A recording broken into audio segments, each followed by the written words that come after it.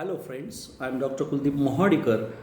In this video, I will present my 8th chapter that is from my series Chapters from the History of English Literature.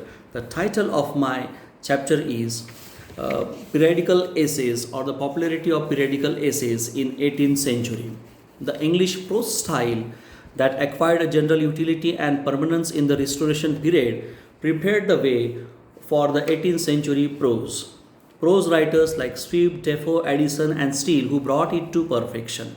The periodical essays appeared in journals and magazines which appeared periodically in 18th century.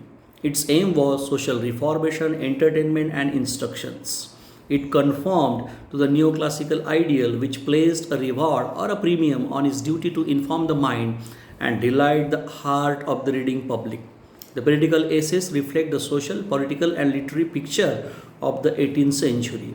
Though exact date and year of beginning of the periodical essays cannot be given, it is generally presumed that the first periodical essay appeared in 1709, that is 1709, in the Tatler. The real makers of periodical essays were Steele and Addison. Who wrote in Tatler and The Spectator. Many more periodical magazines tried to imitate these two periodical papers. Steele himself brought out The Guardian in 1713. It was followed by the Females Tatler, Whisper, Examiner, and others. Almost all the great figures in the literary field contributed to such periodicals. These periodicals represent the political parties, the two political parties, Whig and Tory, but their importance is only from the literary point of view. They afford to the literary aspirants an outlet for self-expression and brought out to the full their talent. I quote here our excellent and indispensable 18th century, I unquote. The greatest and the best figures of the periodical essays are Addison and Steele.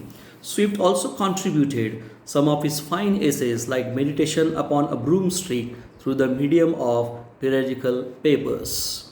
It has been generally acknowledged that among Steele, Swift, and Johnson, Addison is easily the master. Like Swift, he despised shame, but unlike him, he never lost faith in humanity. In all his satires, there is gentle kindness which makes one think better of his fellow men, even when he laughs at their little vanity. In the world of artificiality and moral laxity, Addison came with wholesome message of refinement and simplicity. Addison's essays are the best pictures of the new social life of England. The characters created by Addison, that is Roger de Coverley, Will Henry Combe, Sir Andrew Prevost, have become immortal in the realm of English literature. Through these essays, the periodical essayist perfected the English style. As Johnson says, I quote, whoever wishes to attain an English style, familiar but not coarse, must give his days and nights to the volumes of Addison, I unquote. Along with Richard Steele's Tatler, Addison's Spectator, Johnson's Rambler, The Idler, and The Adventurer developed the English periodical essays.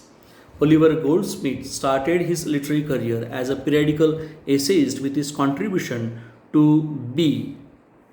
Thus, these periodicals gave a chance to many literary writers to give expression to their talents. The rise of the periodical essays can be attributed to various causes. One of the most important cause for the popularity of the periodical essay is the rise of the reading public.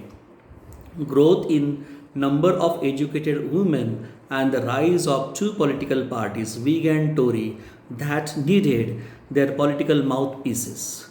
The rise of the coffee houses as centers of social, political, and literary life helped for the development of periodical essays. A.H. Humphrey says, I quote, the periodical essay was a popular form of literature and communication and recreation in 18th century because it was the mirror of the Augustan age in England, I unquote. The periodical essays gave the delicate and sensitive synthesis of literature and journalism. It could be read, appreciated, and discussed on the tea table or in the coffee house. It was suited to the moral temper of the age. It struck a delicate and rational balance between the straight-jacketed morality of the Puritans and the reckless bohemianism of the Cavaliers. In the words of Humphrey, I quote, contentionally, the core of the pleasure was that of the rake. Steele and Addison wished to equate it with virtue and virtue with religion. I unquote. The periodical essays appeal not only to the lovers of literature but also to those who were interested in men and manners, fashions, and recreations. It appeals very well to women. The periodical essays became popular because they avoided religious and political controversies and employed simple and conversational style that could be understood and appreciated by educated unscholarly readers. So friends, this was all about popularity of periodical essay in 18th century. I hope you will again like this video from the series Chapters from the History of English Literature. This was my 8th chapter, and your reviews, your opinions are expected from this video or on this video, friends. Thanks.